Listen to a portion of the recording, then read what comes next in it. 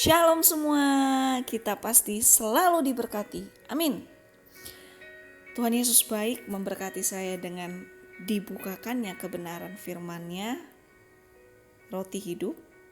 Jadi saya mau bagi pembukaan dari roti hidup juga, supaya hidup kita makin hidup gitu loh. Amin. Ayub 21 ayat 13 sampai 15. Dia 13.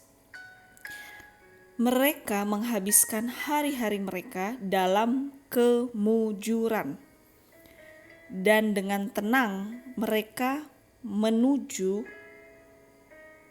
turun ke dalam dunia orang mati. Wow, di sini dibukain banget. Setiap manusia hendaknya hati-hati atau waspada jika dalam hidup ini atau selama hidup ini atau selama bernafas hanya punya tujuan hidup, ingin beruntung aja, ingin kaya aja, ingin berkelimpahan aja, ingin nyaman terus, ingin enak terus, ingin tanpa proses hidupnya, ingin tanpa hambatan bisnisnya. Karena keinginan itu bukan tujuan. Tapi jikapun kondisinya aman, lempeng aja, biarlah itu karena bonus, anugerah yang Tuhan berikan. Tapi biarlah tujuan kita satu-satunya adalah hidup bergantung dan berkenan di hati Bapa. Kejarlah itu dalam semua aspek hidup kita.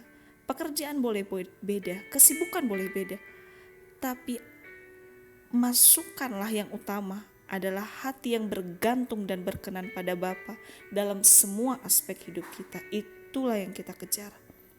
Karena kalau hanya fokus kita mengejar yang lain, apalagi untuk keinginan pribadi terus-terusan, hati-hati. Karena keinginan pribadi itu sama dengan keinginan daging. Dan sesungguhnya firman Tuhan kan bilang, roh memang penurut tetapi daging lemah. Jadi kalau keinginan daging yang kita kenyangkan, yang kita gemukkan itu yang sebenarnya lemah kan keinginan daging. Jadi gampang banget dipelintir, dihancurin sama si iblis, sama si ular. Untuk kita semakin terjebak, bahkan semakin tamak, semakin kanibal terhadap tujuan si iblis. Karena ujung-ujungnya mentuankan, bahkan mentuhankan keinginan daging sama dengan menghancurkan diri sendiri dan membunuh perlahan-lahan roh kita di dalam Tuhan selama di bumi. Wow, hati-hati. Tinggal tunggu cepat diri gampang banget melangkah menuju dunia orang mati. Bisa berarti menuju dunia orang mati itu bisa menuju kematian rohani, akan menuju kematian kasih, akan menuju kematian kepedulian. Dan jangan salah, semewah apapun yang dimiliki, semakin berkelimpahan yang dimiliki, kalau tidak didasari takut akan Tuhan dan untuk kehendak Bapa, maka sesungguhnya itu pada akhirnya akan hambar, akan mati rasa juga, akan melempem juga. Jika setelah dimiliki, itu akan biasa aja pada akhirnya.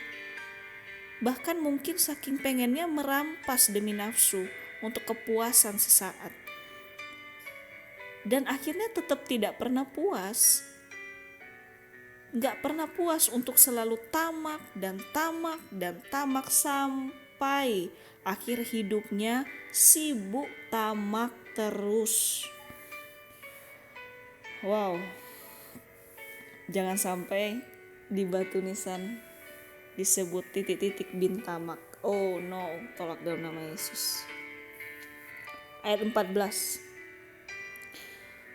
Tetapi kata mereka kepada Allah, pergilah dari kami, kami tidak suka mengetahui jalan-jalan-Mu.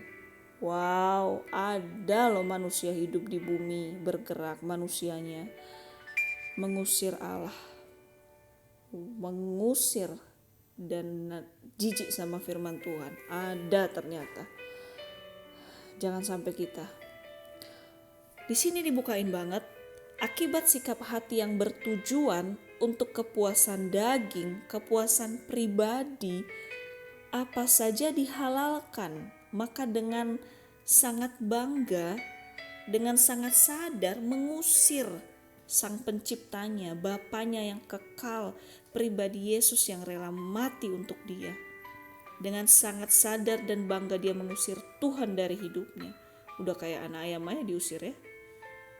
Dan dengan bangga, dia tidak butuh untuk menjadikan kebenaran firman atau perkataan Tuhan sebagai petunjuk dalam menjalani hidup. Karena udah merasa bisa menjalani semua, bisa memiliki ketamakannya, obsesinya, dengan kekuatan sendiri, dengan otak sendiri, atau dengan koneksi sendiri.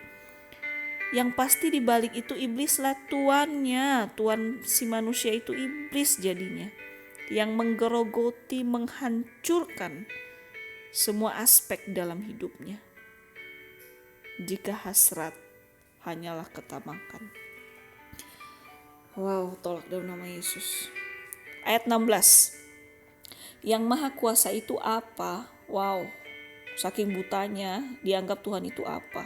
Apa itu pertanyaan untuk benda loh. Benar-benar lupa ya, buta banget. Di ayat 16, yang maha kuasa itu apa? Sehingga kami harus beribadah kepadanya. Dan apa manfaatnya bagi kami kalau kami memohon kepadanya? Wow, benar-benar fix 100% merasa Tuhan gak ada gunanya dan Tuhan itu siapa. Ada loh manusia yang bilang kayak gitu. Di sini dibukakan, yang maha kuasa itu apa? Karena dia sudah merasa yang maha kuasa adalah otak yang maha ketamakannya, otak yang maha kecerdikannya untuk memperoleh ketamakan.